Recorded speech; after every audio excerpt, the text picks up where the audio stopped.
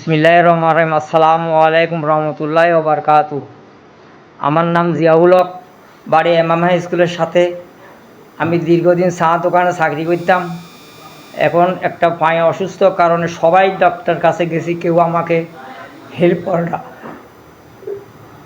অনেক কষ্টের বিনিময়ে একটা লোক, আমার মামা পার্শ্ববর্তী বাড়ি নেজাম, উনি আমাকে ডাক্তার মিজানুর রহমানের কাছে নিয়ে আসে। উনি আমার এটা দেখি অনেক আফসোস করি, আল্লাহর উপর নির্ভর করি।